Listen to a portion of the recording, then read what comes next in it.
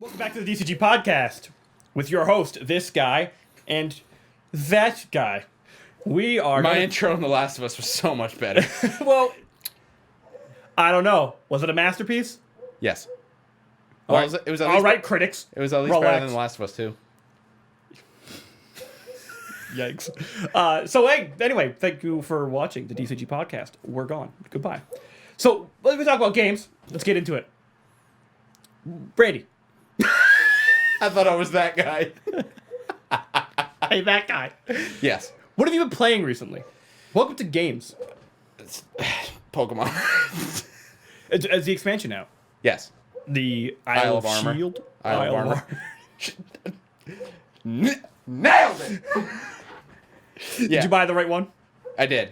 Good. Also, so like I know that was a thing, right? Where like people were going to the store and buying the wrong version. Yeah.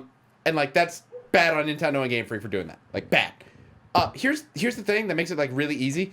If you literally go into your game version and go into the menu, there's a little option that says expansion pass, and when you click on it, it takes you to the store for the expansion pass for your game. Oh, that's good. That's good at least. It's been there since the expansion's been announced. Like, Well, the only reason I could see people going to the store is maybe like you're not actively playing Pokemon. Like Yeah. if I was gonna buy the expansion like right now, or the expansion pass, Yeah. 'cause you can't buy them separately. Good Yeah. job, Nintendo, for Yeah, constantly that's doing that. They did the same thing with Breath of the Wild. It's that's a dumb. completely different problem. And Fire Emblem, it's dumb. Yeah. So if I was gonna go buy it right now, like I wouldn't turn my Switch on, put the game in, and go launch Pokemon. And go into some menus and go, oh, I can buy it. Yeah. No, I'd be like, oh, let me go to the store and buy it, so when it comes out, I can play it. Yeah. But anyway, so you've been playing Pokemon. Yes. How is it, by the way? How's the Kung Fu Cubchoo? What's its name? Cubfu. No, so close. I don't know. I kind of like Cubchoo. I couldn't remember. Wait, Cubchoo's a Pokemon. Yeah, I know. That's why I was thinking it. Fuck. Yeah. No, it's not. I mean, it's more Pokemon, so I like it. I mean, it's fine for what it is, Yeah. but my biggest thing is it's another wild area. Like, you can beat all the story stuff in like 3 hours, Okay. which like fine. I will say the story stuff is worlds better than what happens in like the actual game. Although the actual game's story was more akin to like the older style games, which I was okay with. Yeah, it was less narrative than anything. Yeah. But it's cool. You're in a fucking dojo. This guy fucking is your master, and he has you do all these little random quests or whatever. Gives you a Pokemon, and it's basically the story. I mean, there's other like random shit you can do, but I mean, my big thing is I like the Pokemon they're adding back into the game. What it's gonna mean for competitive. Okay, fair. Because I've actually been playing the ranked singles ladder, and I made it to Master Ball rank last season. Nice. Good for you. But the highest, right? Or Yes. Okay. I think when I ranked, I was like, 69th? no, not even close. 420th? I was like 23,000. That's not 2020 either. What? What the heck?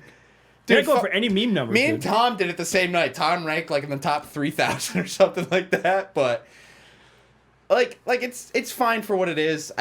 My thing is I just wish there was more. It's like any game that's been out for this long. When DLC comes out, and I don't want to hear the argument because I hear it all the time on the internet. Like, it's their first expansion.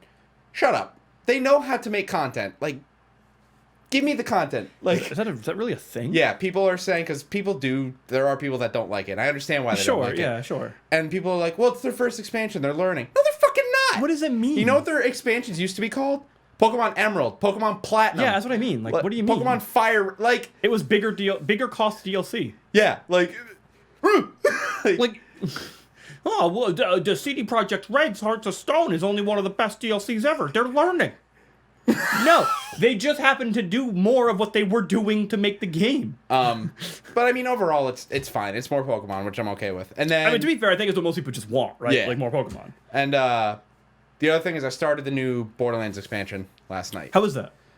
What's it called? Cub Fu? Fuck. Club Fu. I don't remember That'd the be a name. great I don't remember the DLC. name off the top of my head. Rihanna's Riling Dojo. Nope. Dead Engine. Nope. I don't know. It's... You want to know what it is? I'm gonna sell Yeah, you. I'm gonna sell sell me. you on this expansion. Sell me. So it's Samurais, cowboys, and velociraptors. That's the expansion. Yeah, I'm sold. What? Actually, it's funny, right? Is there a new class where you can be a velociraptor? No, but now I wish there was. That's upsetting. That's so close. But that actually sounds really cool. Honestly, it's probably horrible, but I just want to play it. It's really cool. I'm just kidding. But it's actually kind of funny, right? So Borderlands has this thing where, like, apparently they just don't know how to just make consistent expansions, like, good. Like, the Handsome Jackpot came out. It's okay. I mean, I would never play it again. Is it for Borderlands 3? Yeah, that was the first DLC. More Handsome Jack stuff. Yeah. You go to his casino. Oh, good. More Handsome Jack, because we didn't have enough of him. Good. And where's our Pokemon Red DLC? Let's do more with they're him. learning. Let's do more. And then after that was Guns, Love, and Tentacles, which That's a great name. That's a which great is name. better. But Good, I mean, it's good, nothing. It's good. nothing like mega stellar. But this one, I can already tell I'm gonna enjoy more because it's like, you can tell like the jokes are kind of, they're there, but they're not like the focal point. Like the story, you can tell when they made this DLC is trying to be an old school Western. Oh, okay. Like okay. within the first 30 minutes of the DLC, the sheriff of the town you go to gets killed by another cowboy that you met like 10 minutes before that in a canyon, but didn't know they were a villain. Oh, okay. They just show up into town, they shoot him, and cool. you're like, "Ruh?" Like, cool. Spoilers. but no, I like that it so sounds far. cool. I'm like, we played it for like probably 3 hours last night. I'm not like super far into it, but I like it, especially the new guns, man. The new guns are so good. I mean, to be fair, that's like any of that DLC stuff with Borderlands, even Borderlands 1 and 2, even if the DLCs that came out weren't good, typically the items were great. Or at least unique or exciting. But that's kind of what I've been playing. It's been kind of hard to play a lot of stuff right now. Obviously, pandemic, blah. But my wife's been furloughed a couple times already, so money's got to go other important places, and I'm not following. Games, Randy. What do you mean, more important places? It's your year, man. Randy, you're gonna play so many games. It's your year. I really like coming up. I really want to play, the Battle for Bikini Bottom Rehydrated. Yep. Because to be fair to me, that's a new game because I never played the original one. Neither did I. I played Revenge of the Flying Dutchman, which I don't care what people say because that game's amazing. I didn't play either. But I want to play that. But I've been playing Borderlands and Pokemon. That's about it. It seems cool. I downloaded Guild Wars and completely forgot I downloaded Guild Wars again because I hopped on my computer and it was like, oh, you have an update for Guild Wars. And I was like, Why do you tease me like that? I did. I fucking installed it. But you're not playing it with me. It's your year, man. That's about it.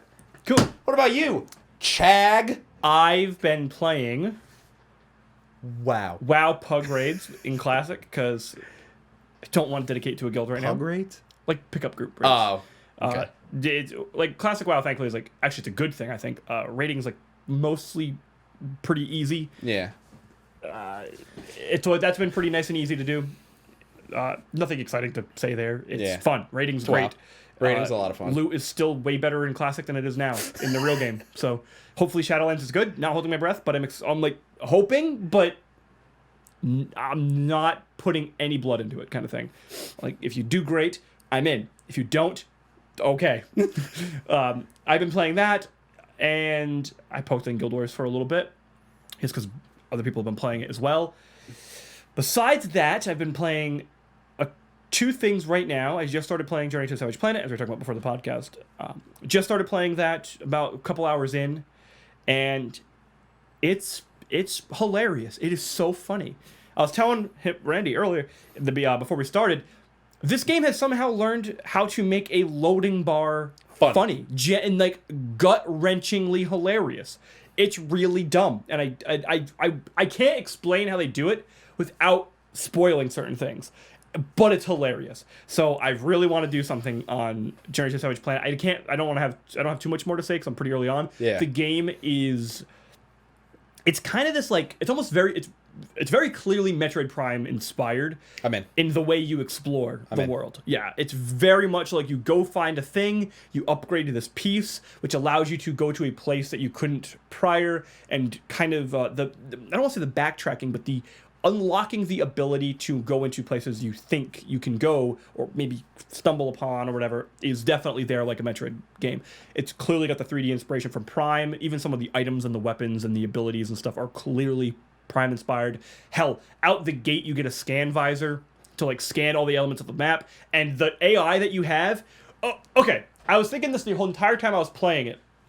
This scan visor, why can't I think of the robot's name? The robot in Destiny 2. The Ghost? No, the one that everyone thought was hilarious, but it's not. Oh, yeah. The one that people like... Cade Ship. Yeah, the one in Cade Ship. Is that it? Yeah. I don't remember its fucking name because it was obnoxious. It was horrible. It was like that really awkward person trying to be really funny about things that aren't funny, and then yelling about it in some sort of digital voice, and everyone going, "It was funny." No, it wasn't. It was really dumb, and like 90% of the jokes either missed or were for 3-year-olds. And I actually, that's an insult to 3-year-olds humor, honestly. This game, the AI is genuinely hilarious. Like it's what that was dreaming of being. Even to the point where you scan things, and it will literally be like, here's a fluffy bird, and you scan it, and then you go to another area, and it will literally be a snowy fluffy bird with just a little more hair, and the scan might be like, oh, it's a fluffy bird with more hair. Yeah, were you expecting me to call it anything clever? It's literally just a fluffy bird with more hair.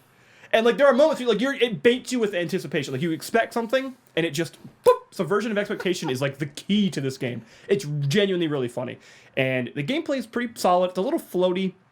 It's about space exploration, which is kind of ironic that I'm complaining about it being floaty, but it's a little too floaty at times. The way you like move around the world can be a bit odd, but it's I can't say too much more than that because I'm so early on into it. Yeah. But it's genuinely great. It's got these like really funny live action movie sequences in it, kind of like Cooking with Scorpion and Deadly Alliance. It's like that, but it's like the CEO of this company. Fucking Deadly Alliance thing. Can we just talk about how fucking funny those If you've never, by the way, if you're watching this podcast and you've never watched Cooking with Scorpion, it's fucking hilarious. They are so dumb. They're so dumb. It's literally exactly what it sounds like. It's a cooking show hosted by Scorpion from Mortal Kombat. Also, I'm one of these people who thinks we have way too many remasters, but could we get like a Deadly Alliance remaster? Like, I'd be down for that. Or like Mass Effect or Metroid. Yeah. So besides that, I just started playing Battle for Bikini Bottom Rehydrated. And I've never played the original, so I figured, why not? I'll try it. I've not played it. I'm going into this pretty unbiased. I've always... I like SpongeBob. I never, loved it, but I always liked it. Battle for Bikini Bottom Rehydrated so far is a bit of a mixed bag for me. Mostly it's the first, 2 hours kind of sucks. And then the next 2 hours are really good. So it's a bit confusing. Like the first 2 levels... It's like being in an abusive relationship. Yeah. Like you get the good days and you get the bad days. They bring you home a pie. The only caveat is they have to slam it in your face before you eat it. It's really strange. The first level especially, the music is this that repeats for an hour. It's obnoxious. And it's a very typical PS2 era 3D collectathon platformer. Yeah. Very by the books. This game actually feels a lot like Tak. And not in many bad ways. Tak and the Power of Juju is genuinely not a great game. It is okay at best. If you want to watch my video on it, I have a review on it. It's okay. But this is a better version of Tak, but it's very clearly that Nickelodeon era game where the voice acting is incredible. The writing is really hit or miss. Again, part of the problems I have with the first hours, the writing's really off. It's just not funny. And then you get to a level in the Mermalair, and the banter between Squidward, SpongeBob, Patrick, Sandy, Mermaid Man, Barnacle Boy, it's so funny. Even Neptune, they're so funny. The quips they come back at each other, Squidward just being miserable, it's good. It's genuinely I like those memes, by the way, that say, "I started out my life as SpongeBob, but now I identify more with Squidward." That's very true. But that feels like writing from the show, and the good writing from the show, around, because actually this game came out around the first 4 seasons of the show. Yes, it came out during the hiatus of season 3, which I think most people who've watched that show would argue the first 4 seasons are the best, are easily the best. So I've been playing that. I can't really talk too much more about it just because, again, like I'm pretty early on for the most part. I don't know how long the game actually is, really. No idea. But it's a incredibly, very typical 3D collectathon platformer with not much extra effort or elements into it. It's good for what it is later on. So far, the past couple hours have been great. It's just the first couple hours were a real slog. I didn't enjoy it pretty much at all. So just know that going in. Yeah. That may bait you a little bit. So besides that, let's get to some newsy stuff. We have some stuff that happened this last week. Some stuff? It's been a crazy week. If you don't want to read horrible things happening to horrible people, stay off social media right now. Yeah. Especially if we're talking the video game industry. Specifically, stay off of Twitter. Holy cow, you are going to find out that basically 99% of the people you know, or maybe not 90, like 50% of the people you know and follow in the video game industry, especially the content creation industry, may be horrible human beings. Yeah. So, is that. A lot of it's still alleged, but it's happening. I don't want to talk about it too much because we don't know. It's so fresh, we don't know a lot of it. However, some big stuff did happen. Mixer died. Officially. I'll be honest, that surprised the hell out of me. Yeah, so they did just release all the stream platforms just released their user numbers and their growth numbers. And Mixer was the only platform that basically didn't grow. It grew by less than 1% of users. But the thing was, a year ago, even less than a year ago, Microsoft seemed very adamant that the things they were doing were for the long-term growth of Mixer. So to kill it in less than that year period of time is very surprising. So for me, right, the big thing that like really, because I was at work, essential. I have to go to work. Love my life. Make wire. No, crimp it. Oh. You don't know what that means. I know what crimping is. Yeah. Shut up. Okay. That was emotions. Why you gotta be like that? It's your Randy. Sponsored by Full Throttle. But like, let's be real. Since Mixer became a thing, the amount of money they've been throwing at people to come to Mixer, like, and the names that have come to Mixer. I mean, now you could point at the really obvious one, like Ninja, like that's. And Shroud, like Shroud's a big name. But even people like King Athalion, no one expected him to jump off of Twitch and go to Mixer. Right. And there's a couple other people, but like I remember reading the article and being like, there's no way this is fucking real, because like I said, the amount of money they've been throwing into like sponsoring events and sponsoring charities and like all this other shit, I would have never thought in my, I don't want to say my life, I don't want to like blow it up that much, but I would have never thought, at least this recently, they would have kiboshed it, like, completely. So that was a little surprising to me. I was like, okay, well, bye Mixer. Especially too that they didn't just like die. They've basically sent all their people to Facebook gaming. Yeah, I want to know what the deal with that is. Not like the deal of what's up with it. I want to know the deal between Microsoft and Facebook. I want to know where that commingles. Because Facebook gaming actually is growing pretty rapidly. I do see it. I don't know what... I would love to know what the user base is for Facebook gaming as far as like what types of games are doing well on Facebook. Because it just... I've seen the way even like the UI is for Facebook gaming. It's horrible. Yeah. And I don't know how many... I don't know. Maybe there's more to it. But Facebook is like such a junk food social media platform. I'm not even saying that as an insult. But it's like you just constantly grab at chips. Yeah. That like you don't really do anything in Facebook for a long period of time. Like you don't dedicate yourself to anything on Facebook for more than like 3 seconds, right? Yeah, like let's be real. When I pull up my phone, I go through Facebook, I go, all right, good enough. Yeah, you scroll, and you go, there was something about dogs and memes in there. Yeah. And that's about it. So like to stop and watch a live stream? I mean, like really I have people on mine. Like I have a buddy at work who actually is really actually funny enough, he has a Mixer account, which I find rather funny. I see him share every so often. There are like PUBG players that play on Facebook gaming. Yeah. And every time he shares them, they don't have like crazy numbers, but it's more than I would think. Like he shares one guy, he has no arms.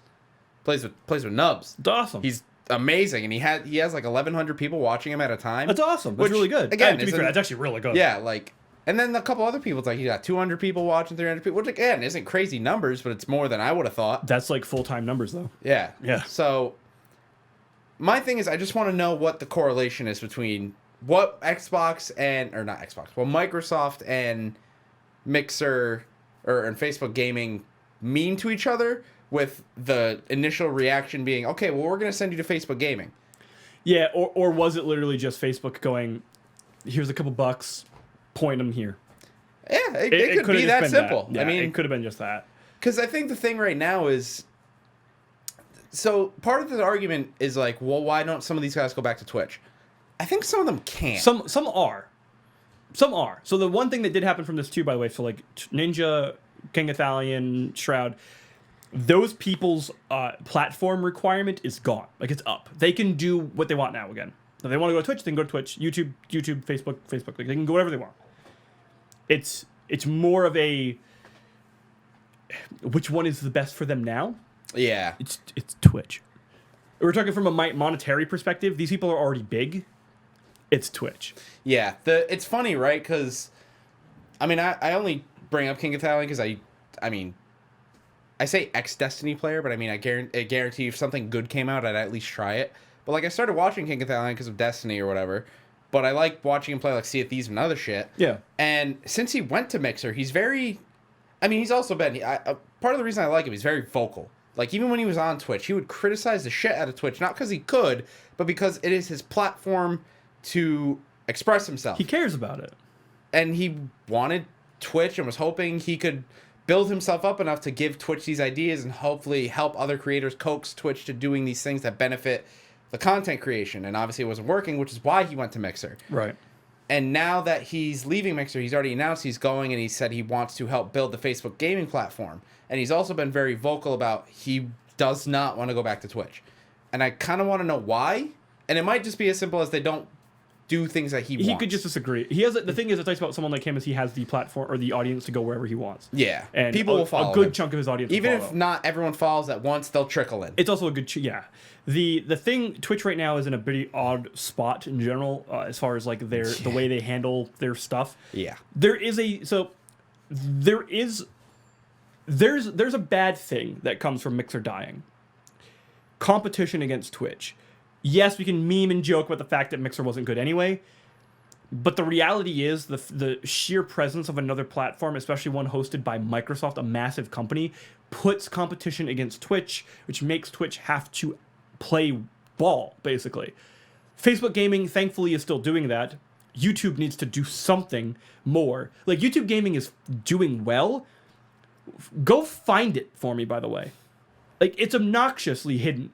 And yet I haven't watched YouTube Gaming in like a year. And actually, ironically, the last time I watched YouTube Gaming was an Etika stream. I was watching Etika.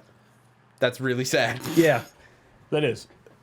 So, like, the thing with the YouTube gaming platform, though, is it's so poorly set up.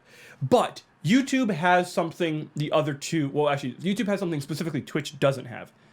Discoverability.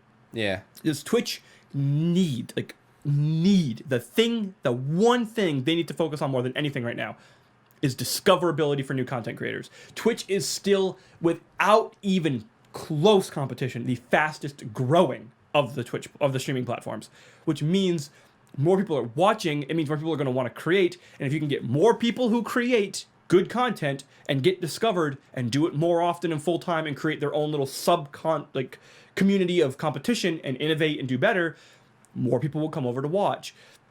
You get more money, you do, et cetera, et cetera. Like, we all know that's how this works.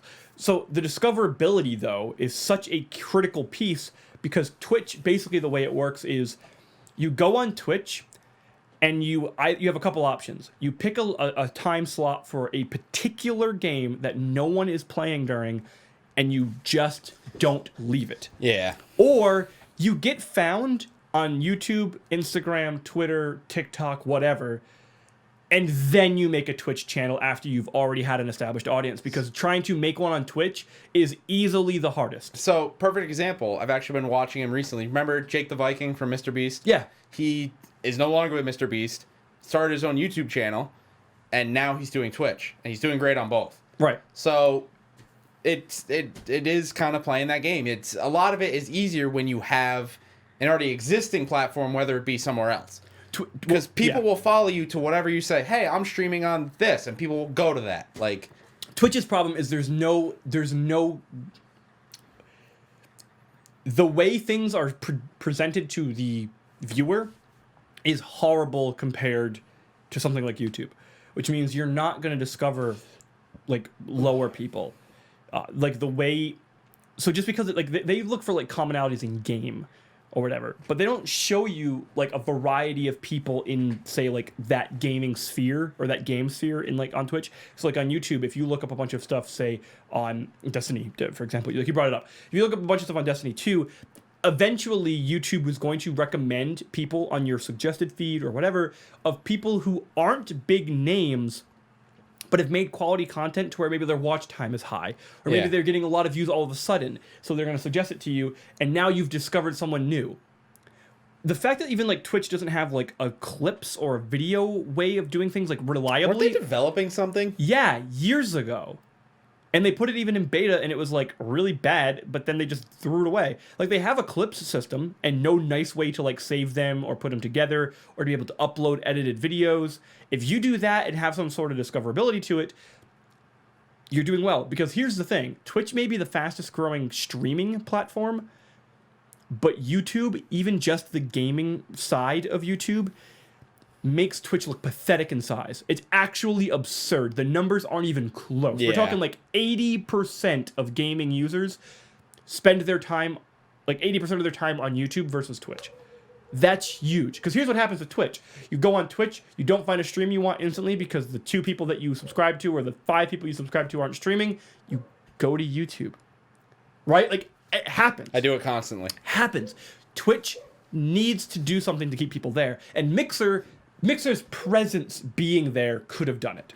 Yeah. Unfortunately, Mixer just didn't do well, so they had no reason to compete. I think Mixer had Mixer come out a little sooner, I think the timing was also a big thing. Yeah, if it came out sooner, it could have been poorly run like it was, but done well by default. Yeah, I mean, it was like Justin.tv for a little while. Well, Justin.tv was Twitch before Twitch. Yeah. I mean, let's be real. Like, I mean, I know it's a game service platform, but look at Steam. Everyone says how fucking amazing Steam is. Does anyone remember when Steam launched? It was horrible. It was awful. Like the Orange Box days was horrible. But look what time does. I mean, Steam right now is still kind of schmeh, but overall, it's great.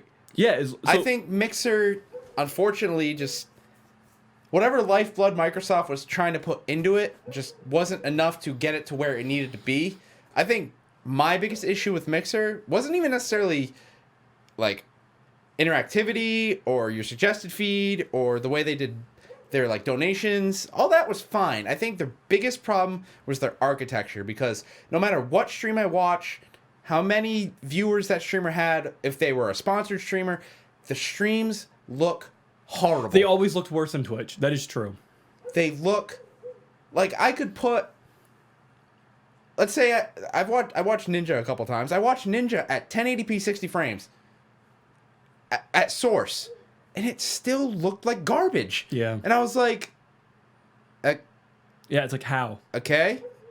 Like, I think that's the thing that, like I said, the lifeblood. If they would have pumped a little more into maybe updating their architecture so things flowed better, I think a little more time probably could have helped it, but unfortunately, obviously, it didn't have the time. Yeah. But thankfully, these people still have jobs. Oh, yeah. I mean, there are obviously the people that don't have a lot of viewers that aren't going to really have a choice of places to go. They're either going to have to go to YouTube, Facebook, or Twitch. They're going to have to pick one. And thankfully, there's at least a big 3 that are still competing for each other. Yeah. Thankfully. I mean, obviously, the obvious choice is Twitch, but I mean, I don't think it hurts to dip your toe in something just to try it. No, I don't. I'd agree. But unfortunately, Mixer bit the bullet. I think a little sooner than I would have expected. Because again, like you said, I want to see the competition. I want to see someone go into the ring with Twitch and be like, "All right, dude, you want to do this? Let's fucking do this." Microsoft's a big company to do it. Yeah, but so without that, we have A couple small things to talk about. One, bruh, Kindoms of Amalur is getting remade. I'm so excited. Oh my god, I'm so fucking excited. Seriously, I'm pumped. Oh my god, I'm so You want to talk fucking about excited. one of the most underrated, underappreciated games. I'm so happy. There was so much that went wrong for that studio. Not even to around do that with the time, game. And the game was great. Like, incredible. It was so good. If you've never played Kingdoms of Amalur, now's going to be the time. But if you like even pseudo-open world, like they've open world, there's a lot of freedom, but it's not like... You know what it kind of reminds me of? I didn't mean to cut you off, but you know what it actually reminds me of? Now that I'm thinking about it. So you know how, like, Dragon Age Inquisition is open world, but it has open world zones? Exactly. That's Amalur. Very similar. Yes. Very similar. But the biggest thing with Amalur, if you liked Skyrim and didn't like its combat, don't worry about it. Everybody hates the combat. And if you don't hate the combat, you have never played another game besides Skyrim. Because holy cow, that combat's bad in comparison awful. to like every RPG It's ever literally made. terrible. If you wanted better combat, Amalur has you covered. It has still one of the best combat systems and character customization systems. Not like create your character's aesthetics, but like character build systems of any like RPG in a long time. So let me sell you on this, right? And Chad's gonna test this. What I'm saying isn't me embellishing, isn't me like making this up to bigger than what it is. Let me actually tell you how crazy this game is. You want a big giant sword? Cool.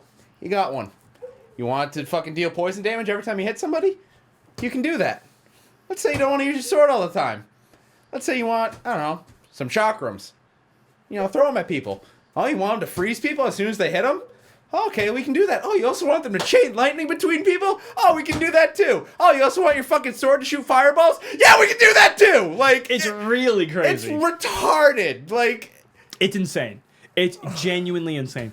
And another cool thing they have is like their fate system is really cool because so when people one of the best and probably one of my favorite build systems in a game. Yeah. Period. It is. I'll admit it. I don't know if you were like this, but I'll admit the first time I fucked around with it, I didn't 100% get what I was doing, so it didn't really feel like anything. Right. I would agree. However, a couple hours into the shut the hell up, a couple hours into the game, you notice it. Yes. And you go, oh, so that's what this is doing. Yes. So what if I do this? And then what if I do this? So, yeah, without going too deep into the details of this, because seriously, it's worth looking into yourself longer, like really in depth if you're debating on like a good open world, pseudo open world RPG with, by the way, world building by the guy who helped world build Dungeons and Dragons. Like, it's clearly incredible. The world is like, the lore is like one of the coolest things about that game. The way this fate system works, so when a game says, oh, you have points you can put anywhere and you can beat any class. There's typically 99% of the time it's like that's like you true. could, like you could, but it's not even remotely good to do that, right? Like, however, the way the fate system works is you gain particular benefits depending on how many points you have into each quote unquote tree, but so it's more like you get to it's might, was it might, thievery, and sorcery, I think are the three archetypes, and these three archetypes have three entire sets of skill trees associated with them, so you can customize the customization essentially. And when if you say put 3 points into might, you can unlock a fate card that does certain things to increase the performance of might. If you have 3 points into might and thievery, you get to get another fate card that gives you bonuses specifically designed around might and thievery co-usage. If you decide to then go 24 points into might and 3 points into thievery, you get fate cards every so often based on how many points you get in might, and it bounces all over the place. You can get like 3 points might, 3 points thievery, 3 points might, 3 points thievery, 3 points sorcery. Like 3 points thievery, 0 points sorcery, 3 points might, or like all over the place. The point is, you can mix and match these combinations so much, and each of them have 3 skill trees in themselves already, which change weapon types that you'd want to use, ability types that you'd want to use, passives that may affect your character. Also. It's insane. So, sorry, real quick to finish it up. Being able to actually customize and be any combination of classes and systems or whatever is accurate. What Chaz is saying is he loves that he can actually be a battle mage. Yes, and it's awesome. I get to go in with a greatsword in robes and jump into a pack of people, be a glass cannon, cleave the hell out of them, and watch them explode in fire, lightning, ice glory with my big sword and my wizard robes. The end. It's fascinating. Also, so and I get to be an herbalist if I want to.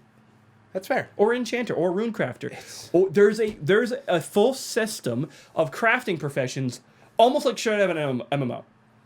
Like, it's incredible. It's not fucking... the, like, I'm Skyrim, and I create a lockpick, and then an iron sword, and that's it. And then you just make better that. No, I don't know why I made that voice, and that was really dumb. But it's about as dumb as the crafting systems in Skyrim. Yeah. They're not to pick out too much. Like, the Skyrim crafting systems are just incredibly bare bones. Skyrim killed Amalur. I'm not gonna Well, no, EA killed yeah, Amalur. Yeah, but so like we've talked about this before, how we think durability in a pretty standalone RPG setting is usually pretty shit. I'm not a big fan of durability. I typically don't like it. I don't hate it in Amalur. I'm not crazy about it, but I don't hate it. You know why I don't hate it? Because when Why?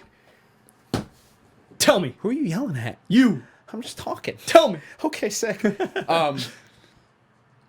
Because the game isn't trying to waste your time. The game wants you to do the thing you want to do, and that's be powerful. Yeah. So even when your stuff breaks, it's still usable. But you know how easy it is to fix it? You go to an inn, you go to the forge, and you push a button. That, or you create repair kits, which is like encourages you to engage more into the profession system. Like it's really well designed. Which, even then, if you create a repair kit, you go into the menu, you push a button. Yeah. Done. It's pretty straightforward. It's none of this, oh, well, you need this to fix this, and this to fix this, and this to fix... No, it knows, okay, you have a repair kit. Your shit's broken. Okay, it's fixed. Yeah, it knows a good way, it knows a good balance of where to be cryptic and where to be simple. It's... Definitely. I'm buying it. Day one. Yeah, I'm gonna talk about it way later. Like, when it comes out, I'm gonna definitely talk about it. So my biggest thing... We can move on after this. Because this is my channel. Go for it. My biggest thing is I'm happy. So, right? So, the way they announced this is they didn't, like, announce it. Grant Kirkhope basically announced it on Twitter. Accidentally, by the way. Yeah. Well, it had gotten leaked. Yeah. And then he accidentally retweeted it. Or he retweeted it and didn't know it hadn't been announced yet. Yeah. So, like, it gets announced, and I love the gaming community, because the day of and the day after this gets announced, Grant, YouTubers are literally making videos why this is the most overlooked RPG and why you need to play it. That made me so unbelievably fucking happy. Yeah. Like, to see that people are like, no, you missed a fucking gem. Yeah. Buy it. Like, yeah. I can't wait. Yeah, if you don't know, the music's done by Grant Kirkhope, who's one of the best composers in the industry. Some of the best town music is that first town you go to. It's so good. So good. So we're gonna make this Kingdoms of Amalur. Yeah, we're gonna make this a $40 Kingdoms of Amalur podcast if we don't continue. So a couple of things came out. The Crash Bandicoot 4, It's About Time gameplay trailer came out. The trailer came out, I should say. Hilarious. By the way, I love how it's like a double meaning. Like, it's about time as in like it's about damn time you made a game. And the game's about... And it's about time. Also, which is kind of like funny. Also, the best joke in that whole trailer is when they're at the end and the little spirit thing is next to them. They go, how many times have you beaten this guy? And Coco's like, 3. And the spirit's like, 3? Huh, feels like more than that. That's clever. Like, completely disregarding all the other Crash Bandicoot games that came after the first 3. It's like... I genuinely, it's weird. I don't have a lot to say about this trailer. It looked good. It looked like Crash Bandicoot. The gameplay looked exactly like what I wanted. Yep. It has the same engine and style as the Insane Trilogy. Good. It looks good. It's coming out this year. We do know that. It's confirmed 2020. And my thing is, this trailer came out. I just want a Spyro trailer next. I think it's happening. So if we remember, during the financial earnings report for Activision Blizzard, they mentioned specifically they were re-releasing 2 two new games in pre-existing IPs that had been previously, that had been recently touched. Spyro and Crash. Here's Crash Bandicoot. Like, clearly. So yeah, there's that. Yeah. Something else that happened. Titanfall 2 came out. Again, on Steam. And no one said anything because EA... By the way, this is what happened to Kindoms of Amalur the first time. No one knew it happened. Unless you were... No one knew it happened because they fucking delayed the game 2 months. Not even... Yeah, not right. So, but yeah, Titanfall 2 came out. Titanfall 2 is genuinely one of the best shooters... Period. Definitely within the last 5 years at least. Like, at the very minimum. It's incredible. It's really good. And its multiplayer is... Go watch Chaz's review of it. From like a while ago. 2016? Yeah. That was a good year for shooters, by the way.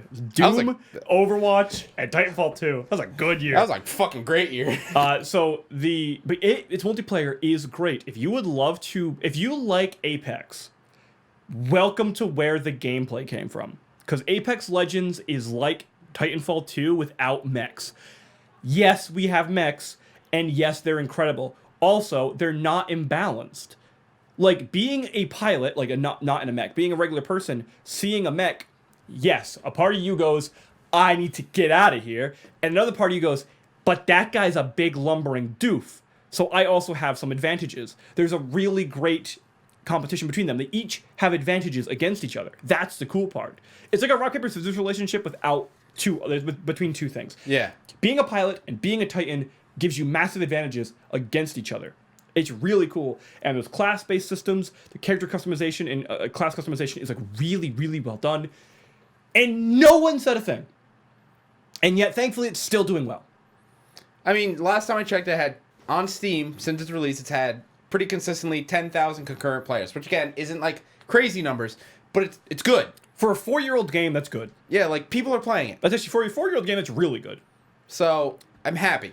And for a 4-year-old game that never got told was coming out on this platform, that's really, really good. Yeah. You know how I found out? Happened to click on Twitch and I saw Titanfall 2 recommended. Yeah. What the fuck? Like, who the hell is playing Titanfall 2 now? So I clicked on it and it was like, Titanfall 2 on Steam. Like, thank you, random Twitch streamer. I didn't know about this. And I follow, like, every gaming company imaginable. How did I not see this? Because they didn't say anything.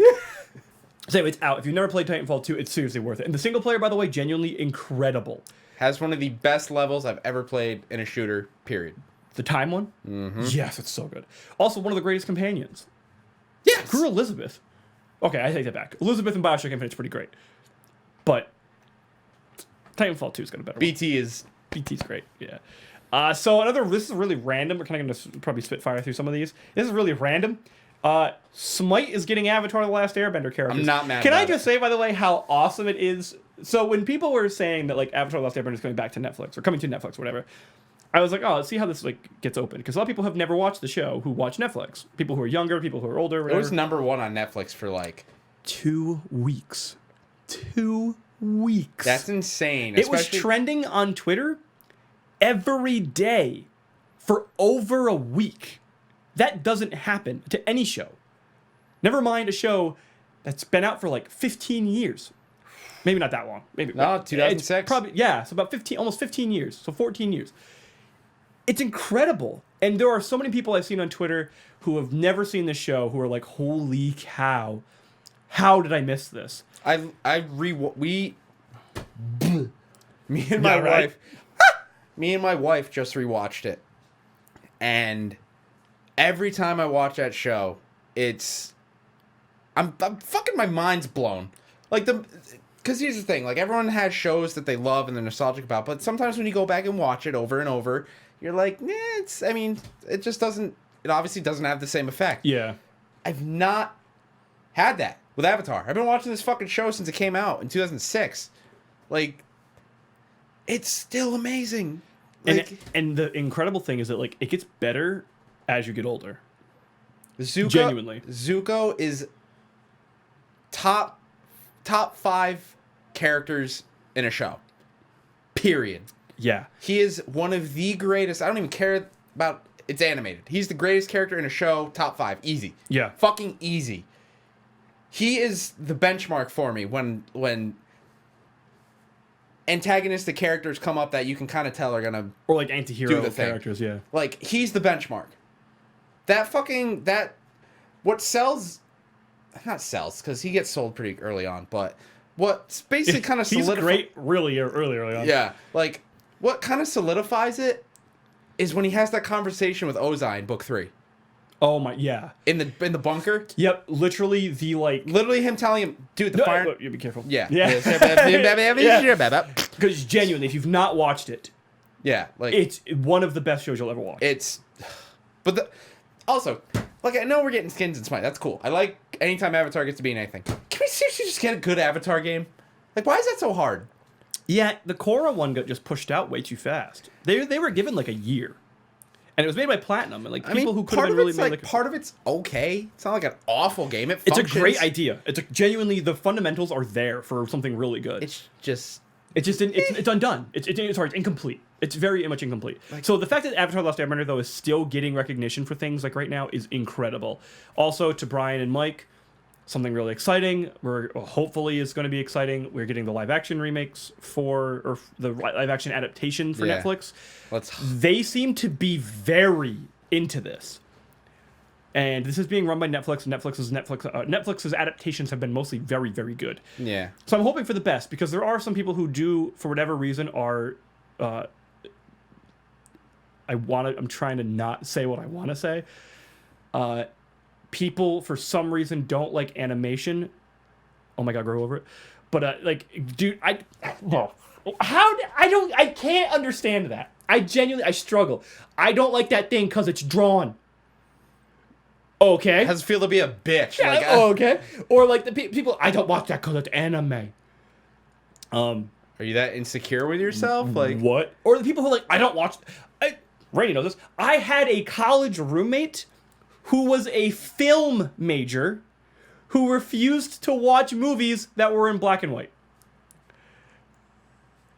What?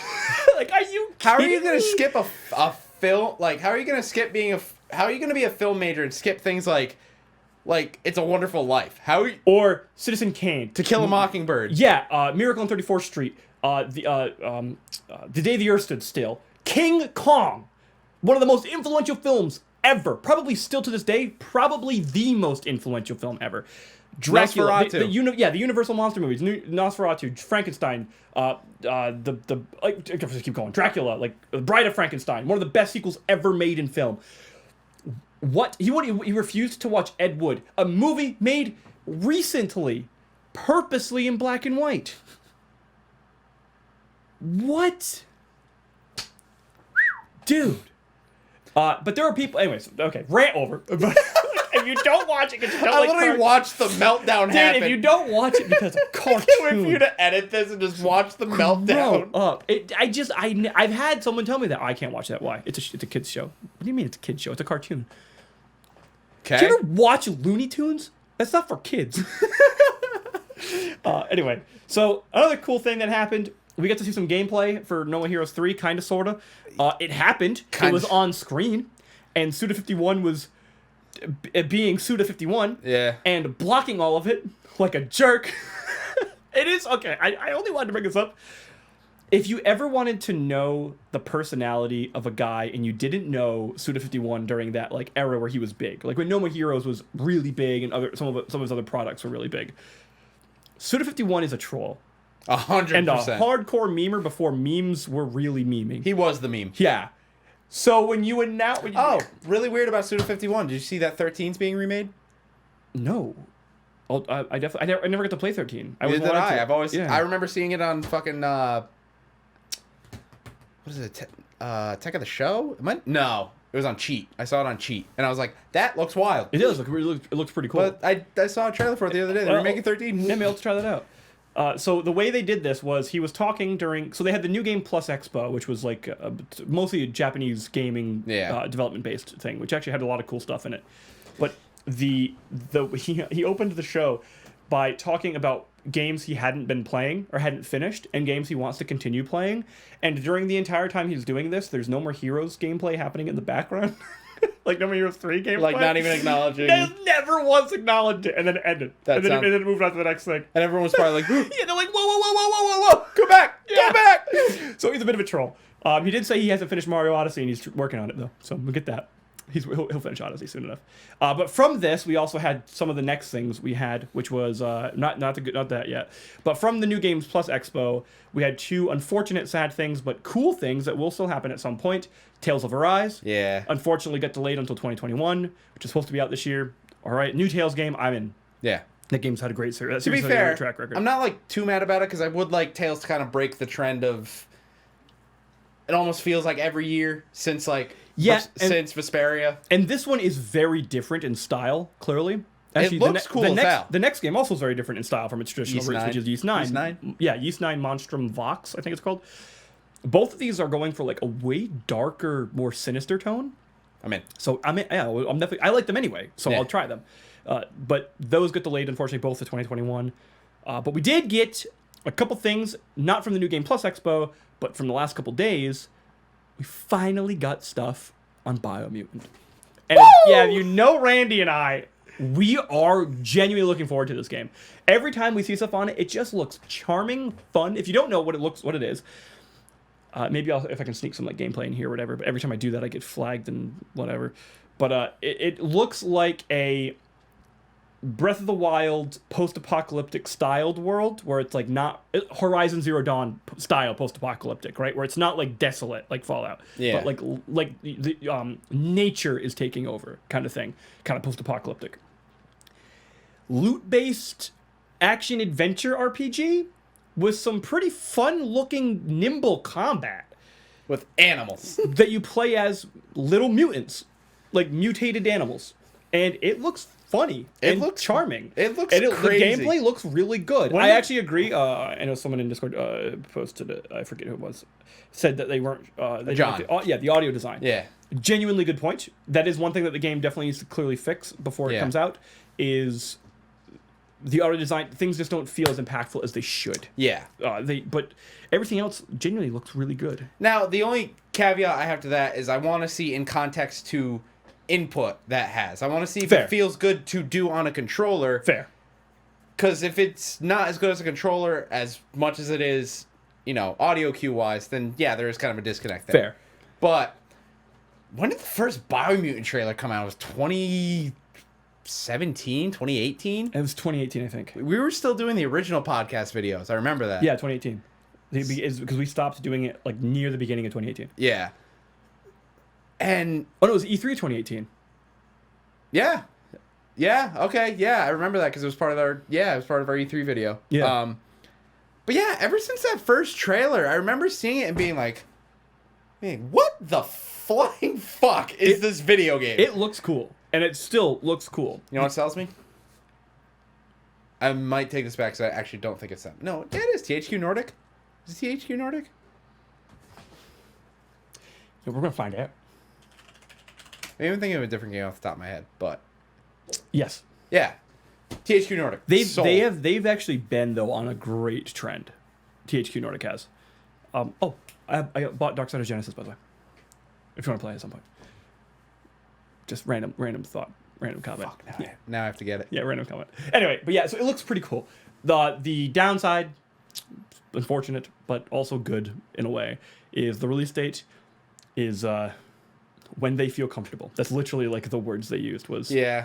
It'll be done and released when they're proud of it. Yeah, I can respect. Yeah, I respect the hell out of it. I joke about games getting delayed sometimes, but at the end of the day, I really do. I would rather it get delayed. There's something. It'd be good. Maybe it's just me. I mean, tell me if you feel this way, but it almost feels a little bit different. It almost feels like this is almost like a passion project that they really just want to get right.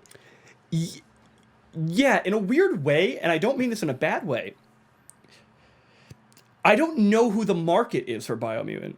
Yeah. You know what I mean? Like, I don't know who the demographic is initially, so it's like really strange because the styles that it's going for works like, so Breath of the Wild works because it's Zelda in a way. Yeah. But this looks very much like that, but it's not a big, like this, I think this is going to be like a B+ budget game. And yeah, I don't know. I'm not sure. It looks very odd. I think, and I also think... It's got like, you know what it reminds me of? It's almost got like this like Double Fine style, like almost cultish style. Like the people who are going to like this are going to love it.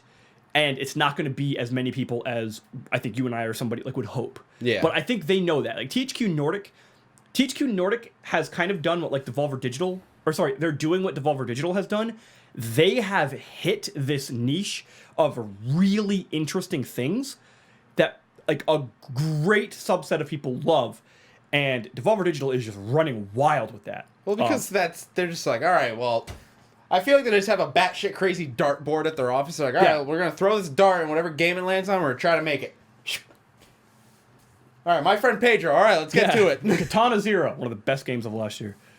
Actually a great game. But I'm excited for... Or Team 17, like some of the stuff they've been making. Like there's a lot of stuff that like companies are starting to... Like, the thing is, we've talked about this for years, by the way. For years, Rain and I've been saying this because we've been doing YouTube for way too long inconsistently.